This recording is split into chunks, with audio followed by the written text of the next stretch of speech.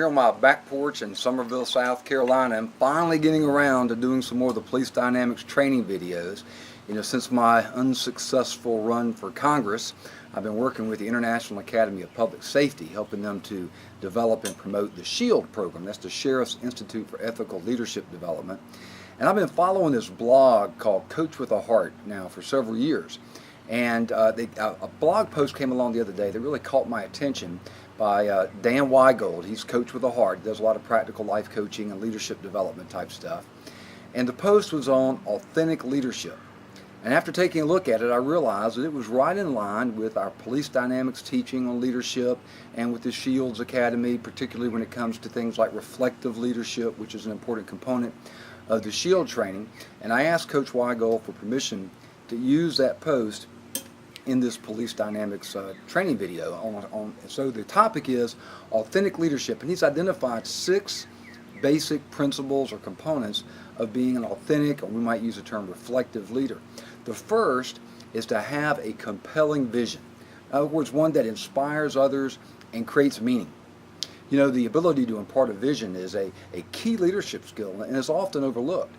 A carefully crafted vision and mission statement that's founded on the core values of an organization, that's essential for inspiring others and setting the expectations of the organization. And for those of you interested in building a culture of character within your organization, let me suggest that you take it one step further by identifying 10 essential character qualities. What qualities that you consider to be absolutely critical for success within your organization. The second component that Coach Weigold identified was employee input and participation. In other words, leaders need to listen. I once asked my Chief of Staff, Barney Barnes, if we should get some input from our deputies before we initiated a particular operation. And his response was, well, only if you want to know what's really going on. His point well taken. Many leaders lose this ability to actively listen, or maybe they never developed it to start with. That's why Dr. George Thompson, the founder of the verbal judo training, was often fond of saying that the opposite of talking is not listening, like you would think it would be. That's not the opposite. The opposite of talking is waiting to interrupt, and that's a flaw that many of us have to deal with. Number 3 from Coach Weigold is a trusting environment, one that is vulnerable, authentic, genuine, and transparent.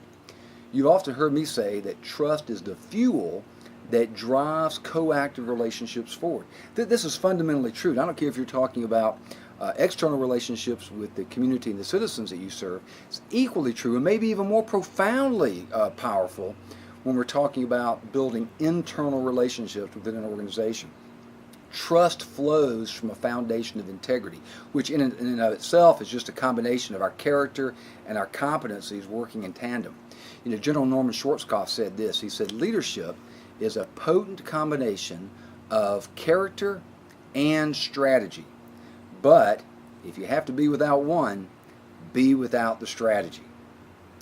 Number 4 on the list, ensure that the values and standards are consistently applied and known by everyone. I can't overemphasize the importance of being the standard bearer within your organization. That's what a leader does. He bears the standard for excellence. Failure to clearly articulate, to model, to embrace, and to enforce standards are all leadership failures. Number 5, people are held accountable for results. Someone has to check on the results. Another quote from my Chief of Staff, Barney Barnes, and I found this to be true over and over and over again in my experience, and the quote is this: you get what you inspect, not what you expect. He's absolutely true. Another leadership failure is a failure to discipline. If you can find an older dictionary, you'll find an interesting definition for the word discipline. Fundamentally, it means training. Training that molds, corrects, strengthens, and perfects moral character. That's the essence of discipline within a character-based organization. And then number 6. Number 6 is having an environment of excellence. Now, if you think about it, this is really the essence of leadership. It's the ability to motivate others to higher and higher standards of excellence. Now, don't confuse excellence with perfection. They're different. Excellence is the process and the motivation to do something really, really well. Vince Lombardi said this. He said, perfection is not attainable, but if we chase perfection, we can catch excellence. Now, that was Coach Weigold's 6 principles. And after asking him for permission to use portions of his post on authentic leadership in this posting on police dynamics, he in turn asked me a very compelling question. He said, what is the biggest awareness challenge that you face in training new police candidates? Well, after giving it some thought, I responded that it was being aware of what we represent. Because we represent something that's much bigger than we are. The law, the Constitution, the agency, the ideals of the police profession, and ultimately it's the people that we're sworn to protect. This is a profound shift in our thinking, and it obliterates the ego in the process. An officer's ego is typically what gets him into trouble if you think about it. And believing that you're representing yourself, your goals, your agenda, your ego, that's the first step towards a major ethical failure.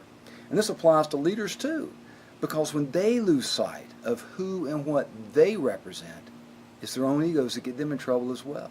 So I might add a 7th element to Coach Weigold's list, which is mastering the art of representation by understanding that you represent a set of higher authorities. This is Sheriff Ray Nash with Police Dynamics.